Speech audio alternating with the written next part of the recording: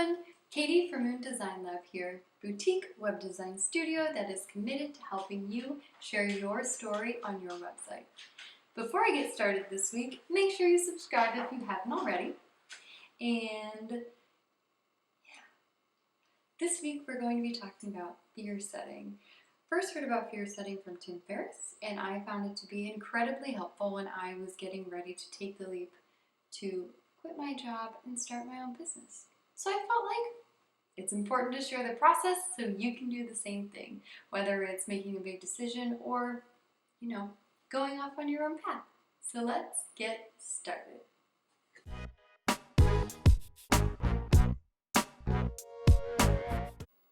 So, what is fear setting? Fear setting is a way to recognize your fears and notice where they're holding you back from taking action towards something you want to do. It's based in Stoicism, which essentially is helping you make, the premise is helping you make decisions in high-stress environments. So there is a Seneca quote that says, "We suffer more often in our imagination than in reality." So with our fears, we can tend to be very run by our fears, and then we won't actually do the things that we want to do or the things that need to be done. I felt that this was important to share because it was something I did when I decided to take the leap to quit my job and go out on my own, because that's a big decision, going from having a fixed income that I know is going to be in my bank account every week, every 2 weeks at the same time, same day, to not knowing where my next paycheck is coming from. So essentially, fear setting helps you gain clarity in making your decisions and really quelling down the noise from being fearful or having too much fear and then not doing anything. So there are 3 steps to it. The first one is called "What if I ... So you're framing your fear. And we'll use my quitting my job, for example. What if I quit my job to start my own business? So first, we define our fears. You can list 1 through 20 things that could happen in there. Define the things that could happen. So I could get out and start something and then it doesn't work. Or I run out of money. Those are big, those are real things. And next, we're going to write how we're going to prevent those problems. What can we do to prevent that? So the fear of running out of money, I can save up enough money so there's a cushion, so I feel more comfortable. And also knowing that if I make a commitment to myself, I'm going to get stuff done. It's going to happen. I'm not going to let myself flounder. And finally, there's a category called repair. So what if that fear actually does happen? What if I do run out of money, for example? Then worst thing that it can happen is I either go back to working in the chemical industry or I try to find more web design clients. So, there are options. If you run out of money, you can find other things to do. So this is showing, you're defining your fear, you're figuring out how you can prevent it if something were to happen like that, and then also repair the situation if it did happen. The next step is thinking about what could happen if I took this action and I was moderately successful. This is kind of an exciting step because you're like, what if I did quit my job and it did work out? That could be a big deal.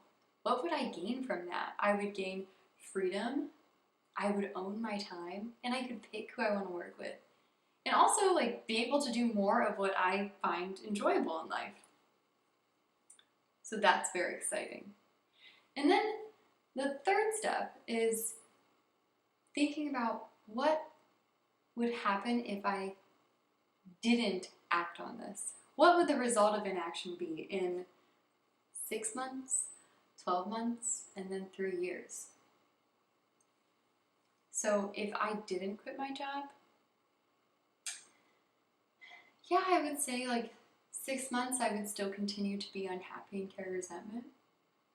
In 12 months I would probably be even more unhappy than I was at the 6-month mark, and then be even more resentful of not following what I wanted to do and being led by other people. And then 3 years, that's really crazy. That really like snaps you into decision making and thinking, wow, like what if I did stay in this position for 3 years? Because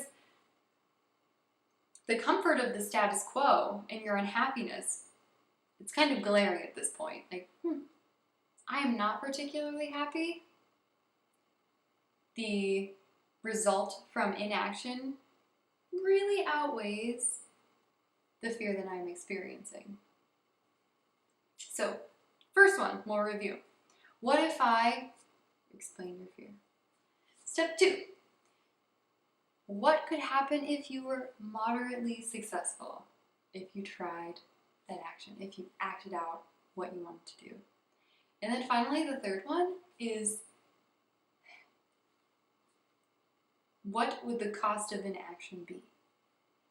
So I encourage you to sit down and work through these steps, especially if you want to start your own business or you're making a big decision like moving somewhere new or leaving a partner that you know isn't healthy for you, or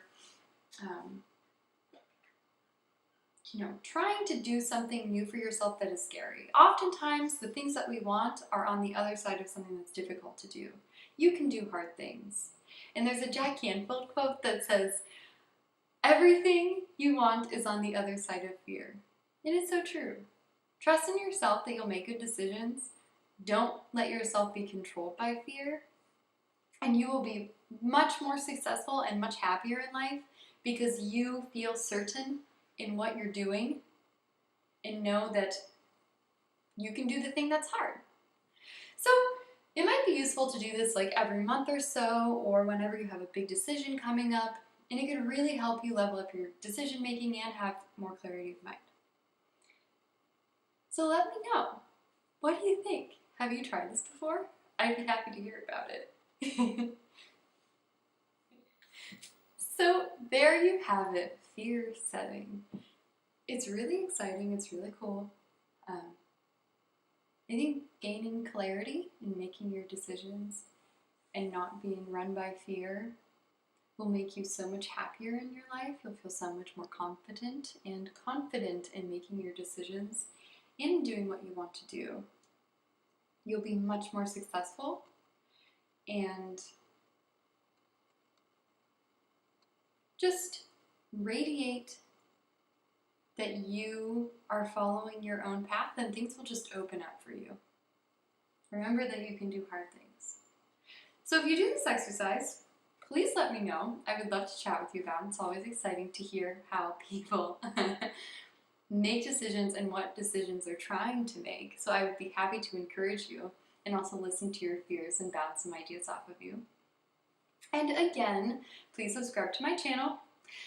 And if you would like, sign up for my newsletter where I share information about the new videos that come out, free assets for your business like fonts and graphics and images that I find for the week, and then also words of encouragement, because we all need more of that these days. Thank you for watching, and see you next time. Bye!